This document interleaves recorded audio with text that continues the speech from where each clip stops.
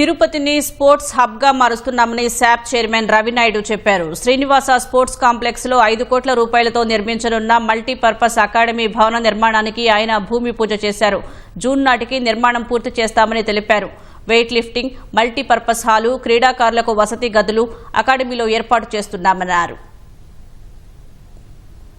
రాష్ట్ర వ్యాప్తంగా sports infrastructure build చేస్తాం. గత ప్రభుత్వాల మాదిరిగా కాకుండా ఏది తీసుకున్నా పర్మనెంట్ ఇన్ఫ్రాస్ట్రక్చర్ బిల్డ్ చేయడమే ఒక ప్రణాళికాబద్ధంగా ముందుకెళ్తున్నాం.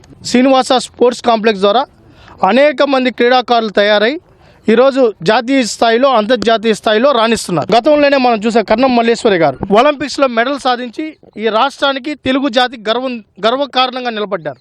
ఆమె స్ఫూర్తితోనే ఆమె పేరుతోనే ఈరోజు మళ్ళీ వెయిట్ లిఫ్టింగ్ అకాడమీని తీసుకొని వస్తున్నాం. ఈరోజు దానికి సంబంధించి G+2 గ్రౌండ్ ఫ్లోర్ పూర్తిగా వెయిట్ లిఫ్టింగ్ ఉంటుంది. మన దేశంలో పటియాలా తర్వాత అంత పెద్ద వెయిట్ లిఫ్టింగ్ సెంటర్ తిరుపతిలోనే ఉంటుంది.